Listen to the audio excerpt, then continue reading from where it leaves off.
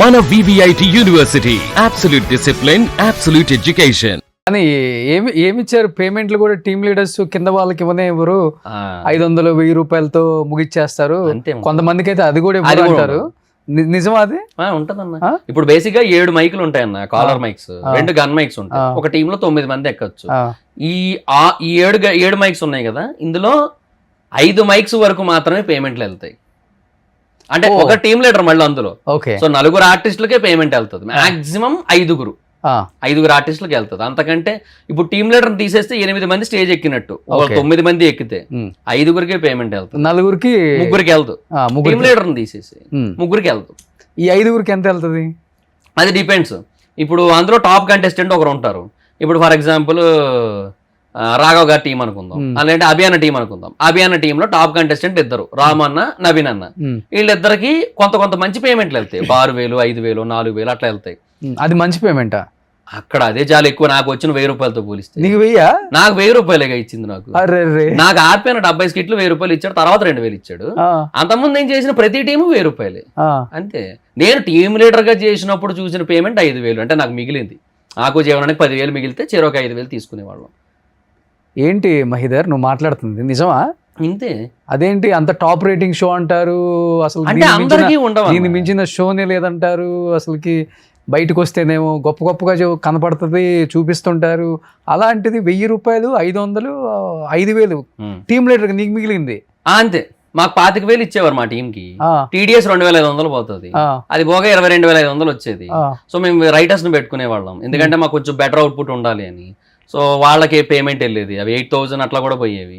So ఆ తర్వాత మిగతా ఆర్టిస్టులకు అందరికి ఇచ్చుకుంటూ పోగా మాకు ఒక 10,000 మిగిలేదు ఇద్దరికి, 5,000 అంతే. టాప్ రెమ్యునరేషన్ తీసుకున్న టీమ్ లీడర్ ఎవరు అసలు? చంద్ర అన్న. ఎంత? అది 1 above ఎంత అనేది ఇప్పుడు ఆ 1 లో వీళ్ళకి పంచాలి. ఆయన ఇస్తాడు కదా, ఆయన బాగానే ఇస్తారు. అంటే ఆయనకైనా హైయెస్ట్ పేమెంట్ 10,000 ఆయన టీమ్ లో, హైయెస్ట్ ఆర్టిస్ట్ కి. ఓకే. నువ్వు అన్నట్లుగా మైకులు పెట్టుకున్న 4కి 40,000 పోయినా అంతా అన్న 4కి 40 వెళ్తా, మళ్ళీ 10 నుంచి తగ్గుతా వస్తుంటది. డిక్లైనింగ్. మరి ఇప్పుడు నువ్వు ఆర్పి తర్వాత టాప్ లో ఉన్నావు కదా, మరి నీకు 10 దాకా రావాలి కదా? అలా లేదు. అంటే ఆర్పి అన్నకు వచ్చేదే 40. వచ్చిన 40లో ఆయన నాకు 10 ఇస్తే ఆయన ఏం చేస్తారు? ఆయన 5 రూపాయల భోజనం దగ్గరికి వెళ్ళి భోజనం చేయాలి. ఇంకా ఆయన అయ్యో అందరికి 10,000 ఇచ్చుకుంటూ కూర్చుంటే ఆయన అదే జరుగుతుంది. సో నాకు మరి ఇప్పుడు సుధీర్కి గెటప్ సీన్ కి వీళ్ళకి ఎంత ఉంటది? వాళ్ళకి అంటే ఆ టీమ్ కి 1 above, వాళ్ళు 3 సమానంగా పంచుకుంటారు. 3:30. అంటే సన్నీ అన్నకి ఇచ్చేగా కొంత, మిగిలింది పంచుకుంటారు. TDS తీసేయండి అన్న, TDS బాగా ఎంత వస్తే అంత, అందులో సన్నీ అన్నకు కొంత ఇచ్చేసి మిగిలింది 3 పంచుకుంటారు. 3:20 ఎంత వస్తే అంతే, ఎంత మిగిలితే అంత, దాంట్లో by3. సో ఈ పేరు వచ్చిన తర్వాత దీంట్లో పెద్ద మిగిలేదు సచ్చేది లేదని బయటకు వచ్చేసారు ఇంకా అందరూ. అలా కూడా కాదు, సుధీర్ బయటకు వచ్చేసాడు కదా. సుధీర్ అన్న బయటకు రావడానికంటే అదే అంటున్నా, ఆయన ఒక షో చేశారు. షో చేశారు అయిపోయింది. యాక్చువల్గా మా టీవీలోనో జీ తెలుగులోనో ఒక సింగింగ్ షోకి యాంకర్ గా వచ్చారు కదా, జీ తెలుగు అనుకుంటా. అవునవును. దానికి తను కూడా ఇన్సల్ట్ చేసి బయటకు వచ్చేసారు అన్న మాట నిజమా? అంటే ఇన్సల్ట్ కాదు, యాక్చువల్గా అదిరిందికి ఫస్ట్ బయటికి వెళ్లాల్సింది ఆది అన్న, సుధీర్ అన్న. ఆర్పి అన్న, చంద్ర అన్న కాదు. కాకపోతే సుధీర్ అన్నకి ఏంటంటే అప్పుడు 4 షోలు ఉన్నాయి. ఎక్స్ట్రా జబర్దస్త్ ఉంది, డి ఉంది, పోవే పోరా ఉంది, ఈవెంట్లు ఉన్నాయి. ఇన్ని ఉండేసరికి ఆయన ఆగిపోయారు. ఆది అన్న ఒక అగ్రిమెంట్ రాశారు 2 ఏళ్ళు. ఆ అగ్రిమెంట్ వల్ల ఆయన వెళ్ళలేక ఆగిపోయారు.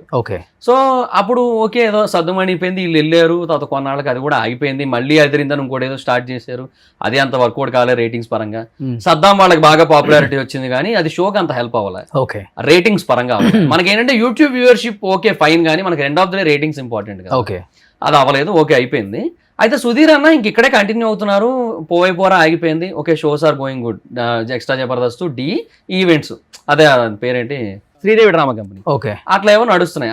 దానికి యాక్చువల్గా ఇనిషియల్ గా ఆయన తీసుకురాలేదు, తర్వాత మళ్ళీ తీసుకొచ్చినట్టు. బయటకు వచ్చాక కూడా సుధీర్ అంత గొప్ప షోలు చేసింది ఏం లేదు హోస్టింగ్. అదే ఇప్పుడు ఇది నడుస్తున్న టైంలో ఆయనకి ఆ సింగింగ్ షోకి కో హోస్టింగ్ కింద వచ్చింది ఆయనకి. ఆయన ఏంటి, అది కామెడీ షో కాదు కదా, నేను చేస్తానని కమిట్ అయ్యారు ఆయన.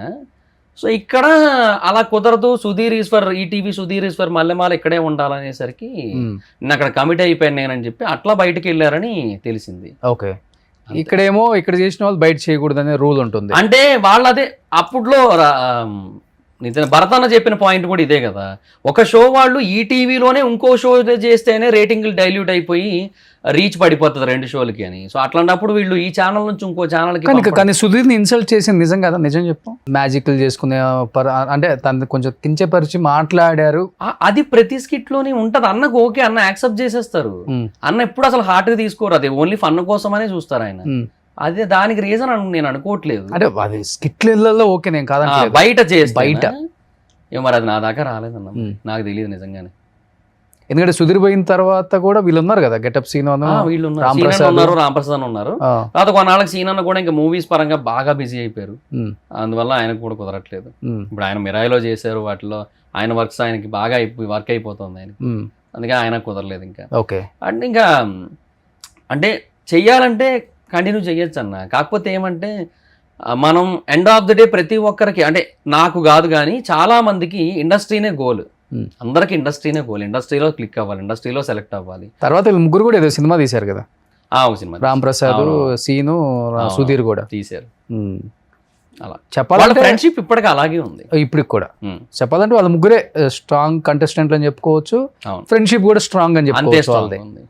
ఆది అన్నది వాళ్ళ ముగ్గురు ఫ్రెండ్షిప్ కూడా అంతే బాగుంటుంది. ఎవరెవరు? ఆది అన్న, సీన్ అన్న, సుధీర్ అన్న, రాంప్రసాద్ అన్న. ఓహో, వాళ్ళు కూడా మంచి బాండింగ్ ఉంటుంది. నాకు తెలిసి రాంప్రసాద్ ఆది ఎక్కువ అనుకుంటా, బాగా ఎక్కువ ఉంటుంది.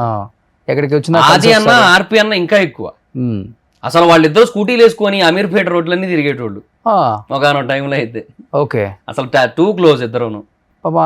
ఆదిని కూడా చాలానే అన్నాడు ఎమోషనల్ అప్పుడు ఆర్పి. తర్వాత ఆది అను రాంప్రసాద్ కూడా వచ్చారు ఇక్కడికి. అవునవును, చూసాను.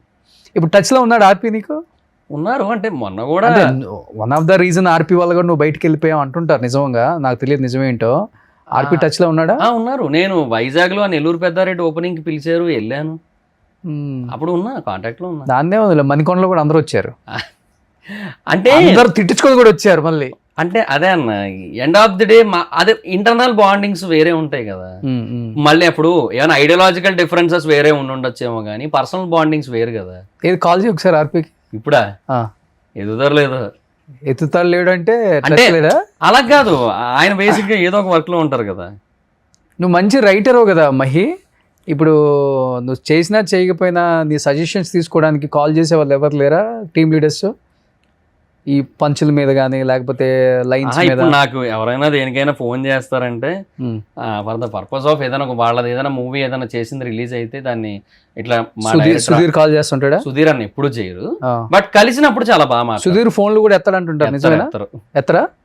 ఎందువల్ల ఏమో, చాలా రిజర్వ్డ్ ఏమో. మామూలుగా అయితే పొలిటీషియన్స్ ఎత్తరు, ఆయన చాలా రిజర్వ్డ్. మా దగ్గర కూడా అంతే, క్యారవాన్ లో ఉంటారు, బయటికి రారు ఎక్కువ, అలా స్కిట్కి వస్తారు మళ్ళీ వెళ్ళిపోతారు, ఓకే.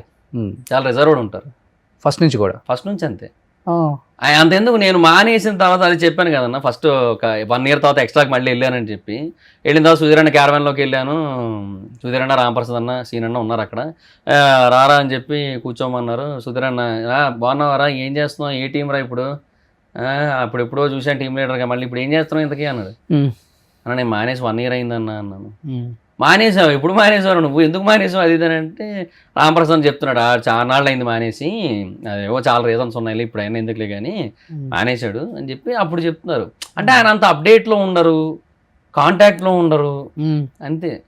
ఎవరికి కాంటాక్ట్లో ఉంటాడు ఎక్కువ మరి? సీన్ అన్నకి, ఆది అన్నకి, నాగబాబు. ఈ ఫంక్షన్స్ కూడా బయటకి ఎక్కువ రాడు, చాలా రేర్. వాళ్ళ మమ్మీ డాడీ వస్తుంటారు అన్నిటికీ, అంతే, చాలా రేర్. నాకు మొన్న పెద్దంతల టెంపుల్లో జరిగిన దానికి మట్టుకు జస్ట్ వచ్చి ఒక 15 minutes అలా ఉండి వెళ్ళిపోయారు. అంటే మామూలుగా అయితే పెద్ద పెద్ద హీరోలు తొందరగా రారు, అంటే జనంలోకి రాకూడదు, ఇలాంటివి ఏమన్నా ఉంటాయా? అది స్టార్టింగ్ స్టేజ్ నుంచి అంతేగా అన్న. అట్లాంటివి ఏమన్నా? అలా ఏమో, ఫ్యాన్స్ కలవకూడదు, లేకపోతే ఫ్యాన్స్ మధ్యలోకి రాకూడదు, అందరికి కనిపిస్తే స్టార్డమ్ తగ్గుతుంది, అది మెయింటైన్ చేయాలి. మిగతా హీరోలు మెయింటైన్ చేస్తుంటారు, అల్లు అర్జున్, ప్రభాస్, ఇట్లాంటి వాళ్ళు మెయింటైన్ చేసినట్టు మనం కూడా మెయింటైన్ చేయాలి, ఇలాంటిది ఏమైనా ఫీల్ అవుతుంటాడా? ఏమో అలా ఎప్పుడు నాకు అనిపించలేదు. సుధీర్ అన్న ఎప్పుడు అలా అనుకోరని అనుకుంటున్నాను నేను. నా ఒపీనియన్ అయితే మాత్రం ఆయన ఎప్పుడు అలా లేరు, ఎందుకంటే మాతో మాట్లాడినప్పుడు తెలుస్తుంటది కదా, సో ఆ జెన్యూనిటీ ఫీల్ అవుతుంటాం ఆయన మాటల్లో, ఓకే ఆ కన్సర్న్ అనేది మనకు అర్థం అవుతుంటది. బట్ నువ్వే అన్నావు నా ఫోన్ ఎత్తారు మళ్ళీ, అదే అంటున్నా. నేను చేసా ఒకసారి, ఒక రోజు నేను ఒక లైవ్ పెట్టా, అంటే కంటిన్యూస్ 12 hours లైవ్ పెట్టా. సో ఆ టైంలో మా లైవ్ లో ఏంటంటే జబర్దస్త్ వాళ్ళకి చేయన్నా లైవ్ లో టైం పాస్ అవుతుంది అది అని అన్నారు. సరే అని చేశా. ఉదయం ఎత్తలే, ఆదర్ని ఎత్తారు, చంద్రాన్ని ఎత్తారు, సీనాన్ని ఎత్తారు, రావు గారు ఎత్తారు, చంటన్ని ఎత్తారు, అందరూ ఎత్తారు.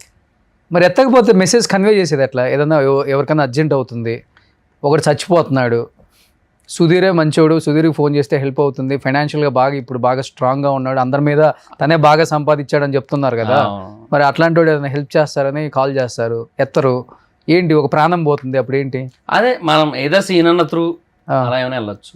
ఓకే, సీనన్నతో కాల్ నాకు తెలిసి ఆల్మోస్ట్ ఎక్కడున్నా లిఫ్ట్ చేస్తారు, బాగా క్లోజ్.